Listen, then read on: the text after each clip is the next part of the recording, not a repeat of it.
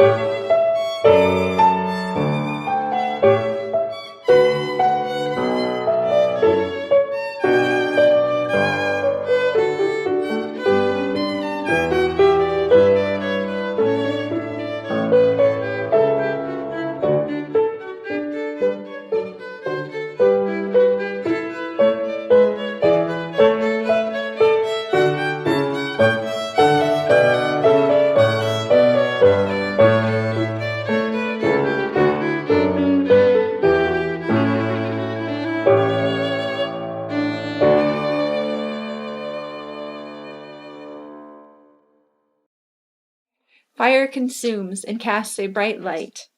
May our chalice flame consume our regrets for the past. Our fears about the future and our worries about today, may it light for us a path of joy and peace.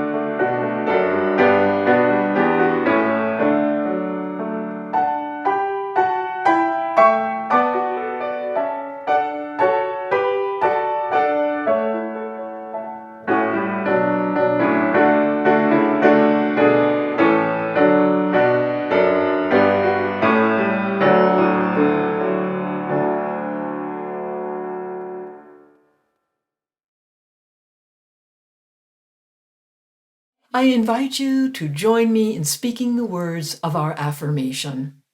Love is the doctrine of this church. The quest for truth is its sacrament, and service is its prayer. To dwell together in peace, to seek knowledge in freedom, to serve life in fellowship, to the end that all souls shall grow in harmony. Thus do we covenant with each and with all. A candle has been lit today for all those who are struggling with family illness. I light these candles for all our joys, for all our sorrows, still held in the quiet of our hearts. Let us be together in silence.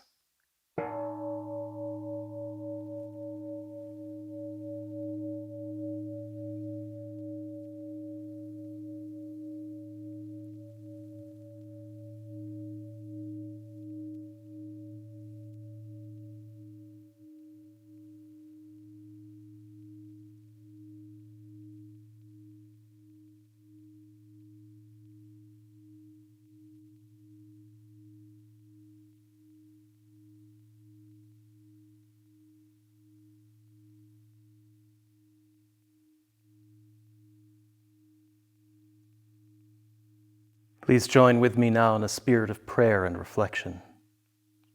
Eternal and beloved, gracious source of all life and all love, we enter into this moment of worship grateful for the time out of time that gives us pause to reconnect and become more fully present to ourselves, to our communities, and to that which we call holy.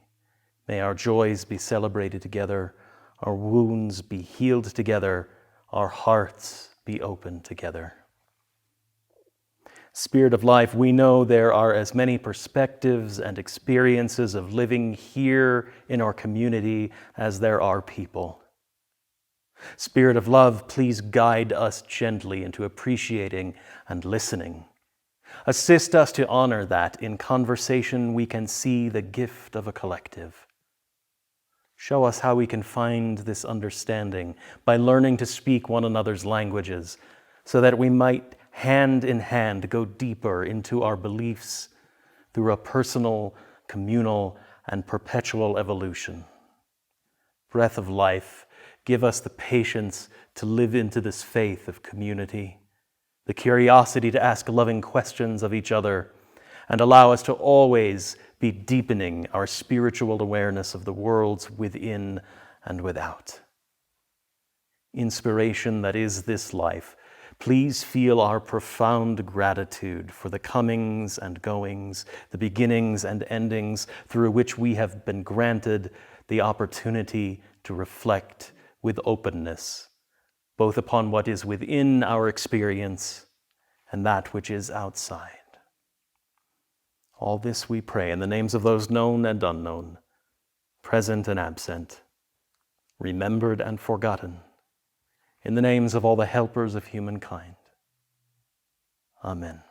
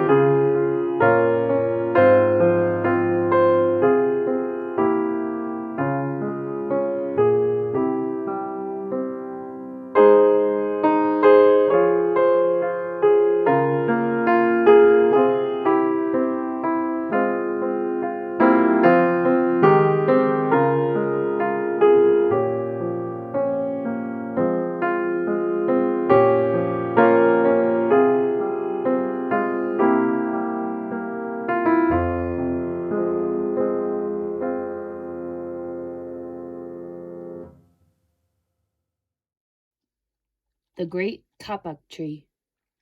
A Tale of the Amazon Rainforest. Book by Lynn Cherry. 2 men walked into the rainforest. Moments before, the forest had been alive with the sounds of squawking birds and howling monkeys. Now all was quiet as the creatures watched the 2 men and wondered why they had come.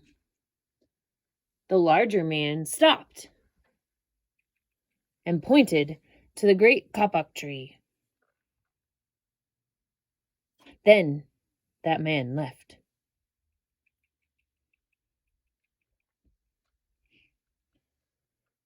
The smaller man took the axe he carried and struck the trunk of the tree. Whack, whack, whack. The wood of the tree was very hard. Chop, chop, chop. The man wiped off the sweat that ran down his face and neck. Whack, chop, whack, chop. Soon the man grew tired. He sat down to rest at the foot of the great kapok tree. Before he knew it, the heat and the hum of the forest had lulled him to sleep. A boa constrictor lived in the kapok tree. He slithered down its trunk to where the man was sleeping. He looked at the gash the axe had made in the tree. Then the huge snake slid very close to the man and hissed in his ear. "Senor, this tree is a tree of miracles. It is my home, where generations of my ancestors have lived. Do not chop it down." A bee buzzed zzz in the sleeping man's ear. "Senor, my hive is in this kapok tree, and I fly from tree to tree and flower to flower, collecting pollen.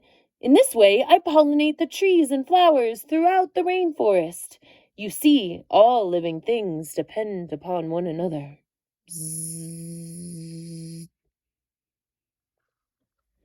A troop of monkeys scampered down from the canopy. They chattered to the sleeping man. "Senor, we have seen the ways of man. You chop down one tree, then come back for another and another. The roots of these great trees will wither and die, and there will be nothing left to hold the earth in place. When the heavy rains come, the soil will be washed away, and the forest will become a desert."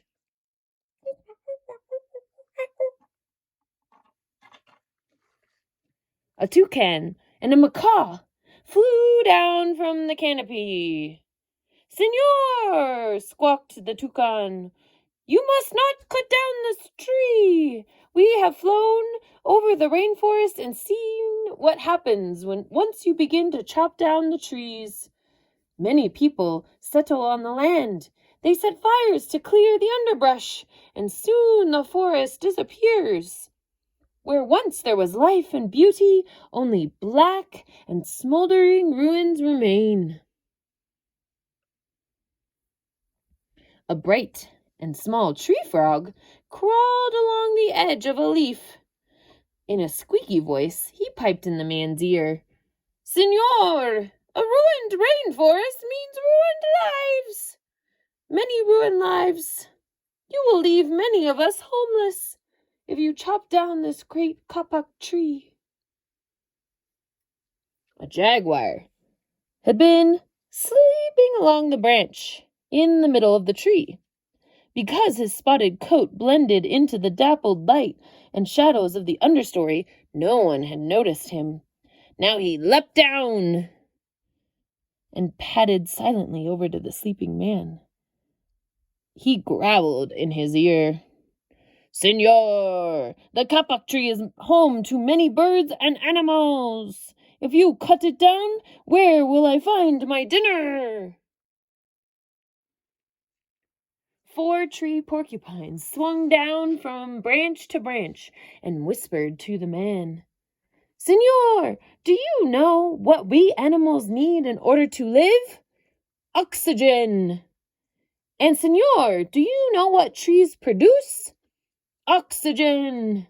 If you cut down the forests, you will destroy that which gives us all life. Several anteaters climbed down the kapok tree, with their young clinging to their backs.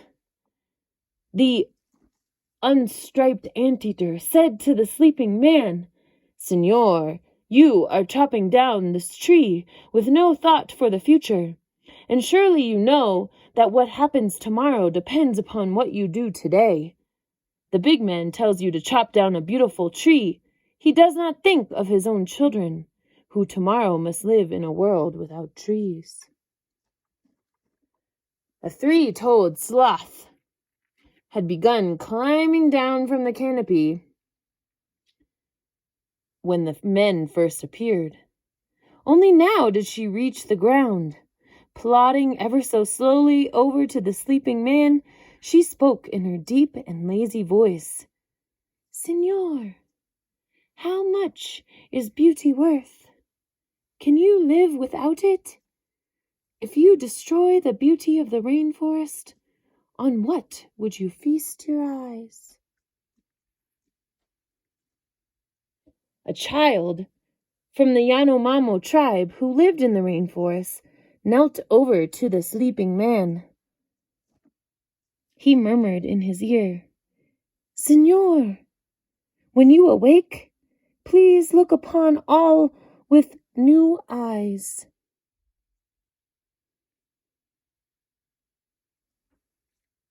The man awoke with a start. Before him stood the rainforest child and all the animals around him. Staring were the creatures who depended upon the great kapok tree. What wondrous and rare animals they were. The man looked about and saw the sun streaming through the canopy. Spots of bright lights glowed like jewels amidst the dark green forest. Strange and beautiful plants seemed to dangle in the air, suspended from the great kapok tree. The man smelled the fragrant perfume of their flowers. He felt the steamy mist rising from the forest floor, but he had heard no sound, for the creatures were strangely silent. The man stood and picked up his axe. He swung back as though to strike the tree. Suddenly he stopped. He turned and looked at the animals and the child. He hesitated, then he dropped the axe and walked out of the forest. And that is our story for today. And may we continue to protect all of our living creatures together.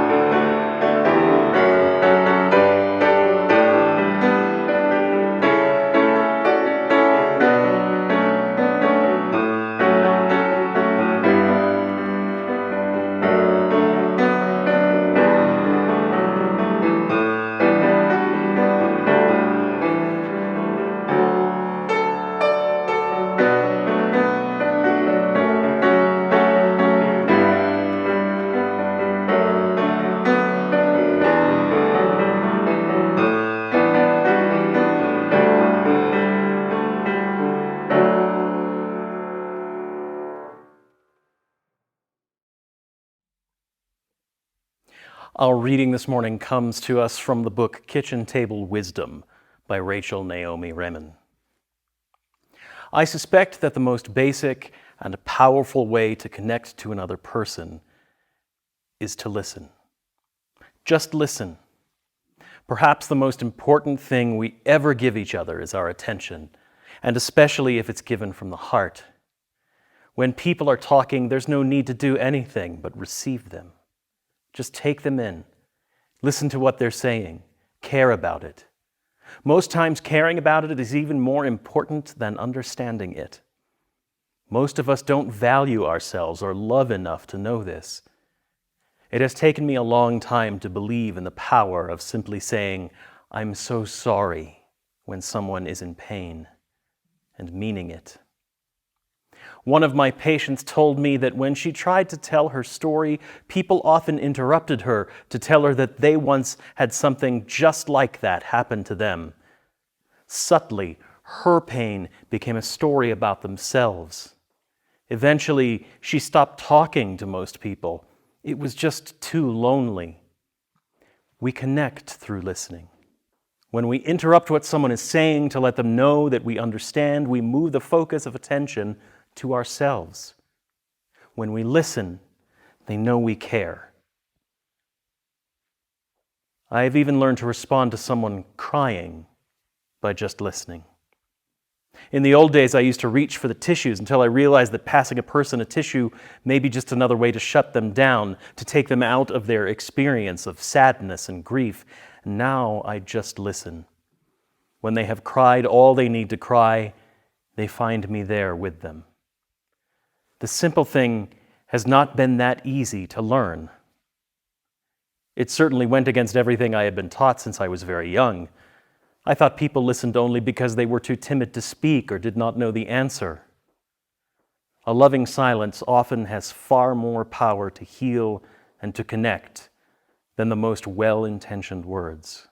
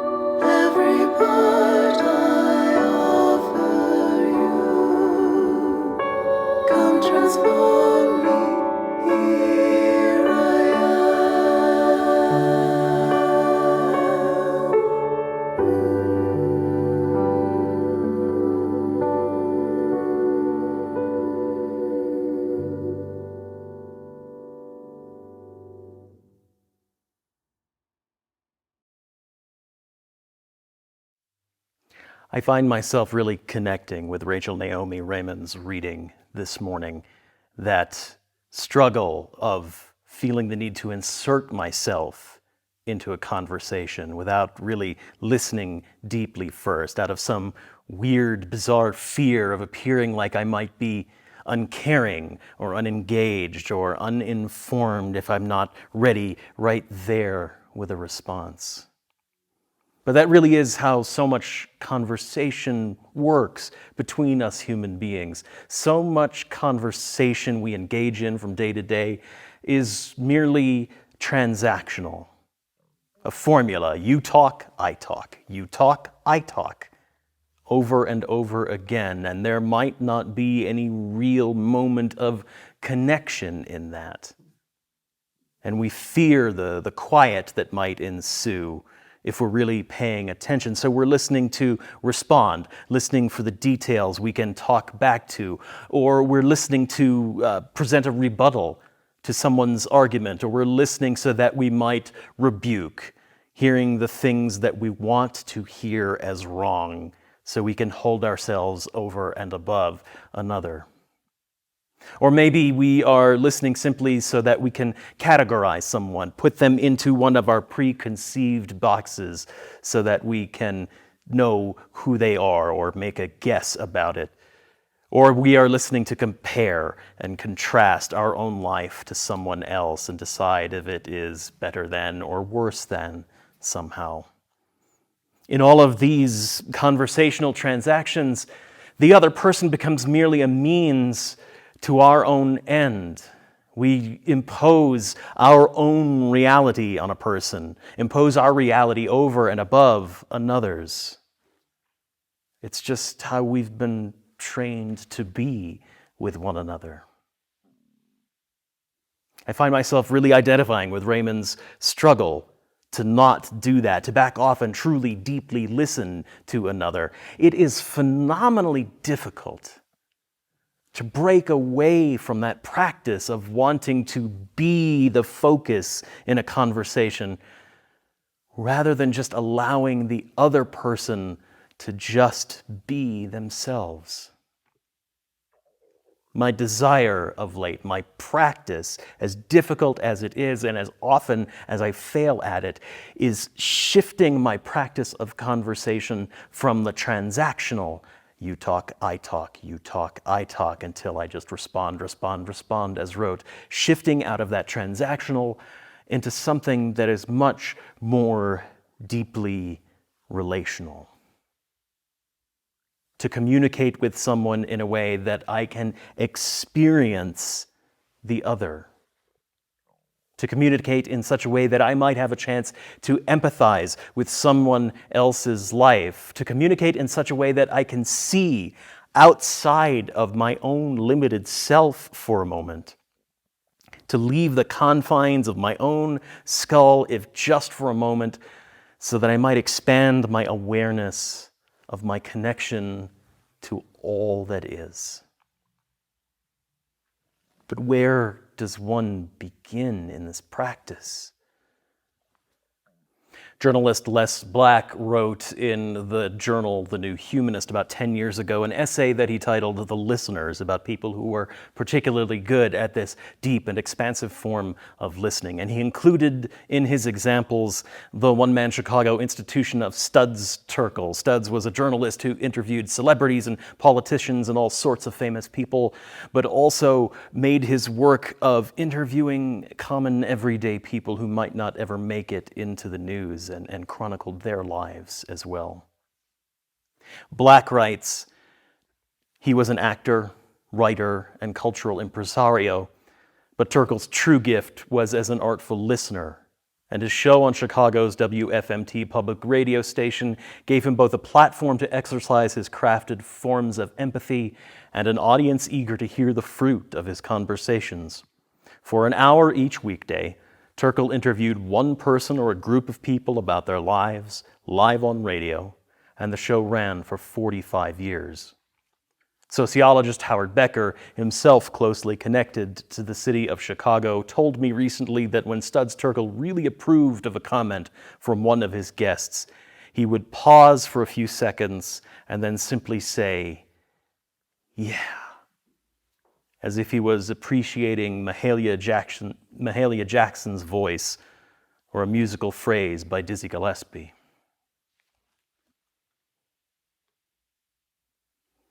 I read Becker's essay and I started to think of the ways that I interact with a work of art which is in itself a form of conversation, always a little more relational than it is transactional, usually because the artist is absent from the conversation to speak and for me to respond to, unless instead I am left simply to absorb the clues left in the context of the work of art as a whole. The shape of a brushstroke on canvas, a theme and its variations in a piece of music, melded together with what I know of the time when the art was created and the biography of the artist.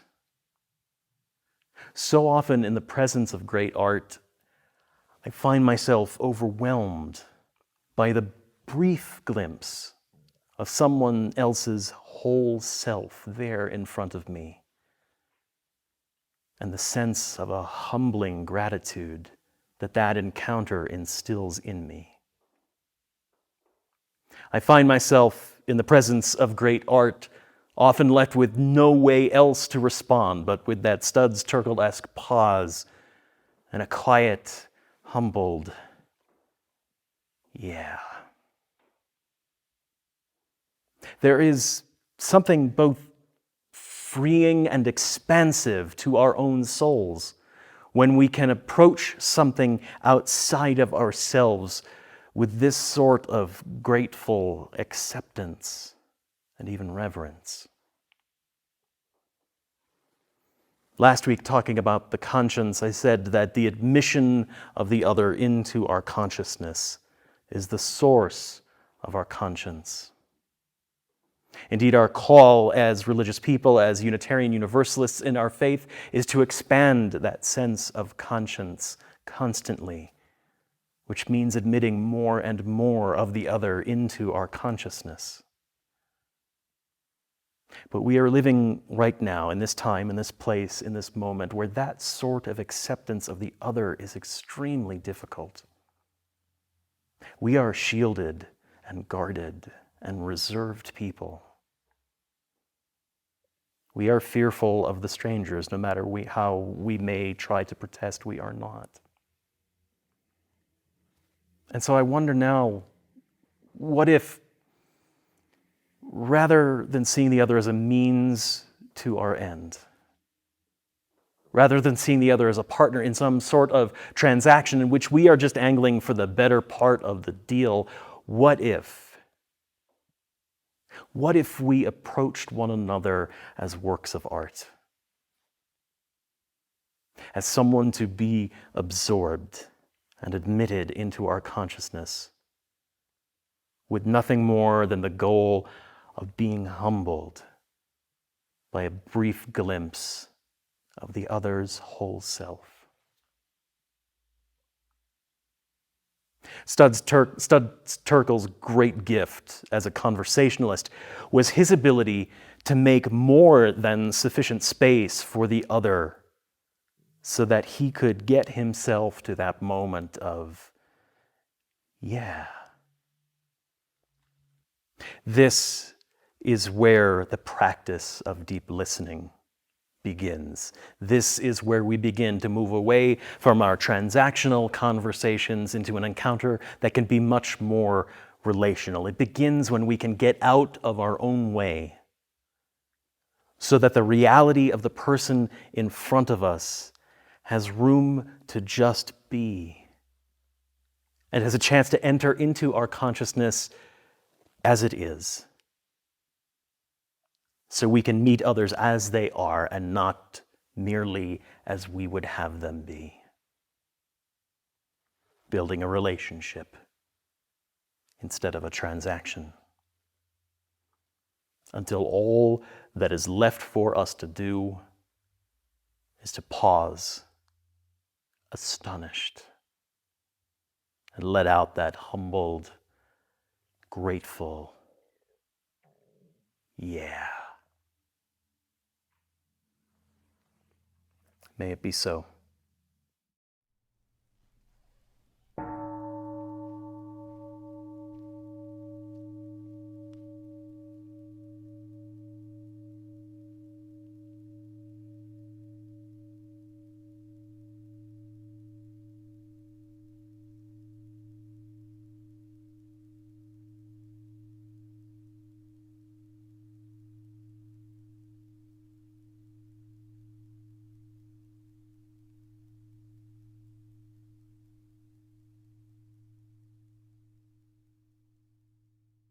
Before we close our service, it is time to give something of ourselves to the larger community we are part of. It is time for our offering. During the month of October, all of the offering will be given to our friends at Lutheran Family Services based in Albuquerque in support of their work on our behalf for refugees and asylum seekers building a new life in New Mexico. Please use the link in the service notes below or download the Givelify app to your phone or mobile device and select the Unitarian Church as your gift recipient. The offering will now be accepted. May what you give bring you joy and into deeper relationship with this community.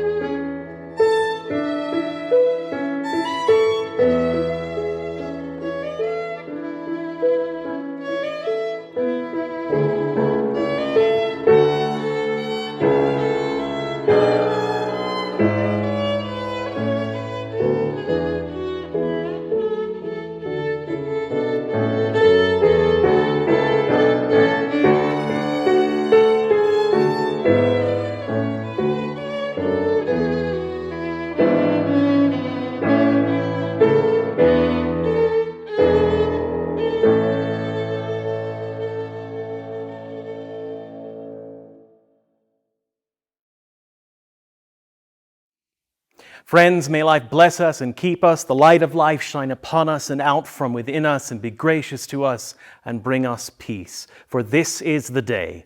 This is the one wild and precious life we have been given. So let us all find a way to rejoice and to be glad in it. Go in peace.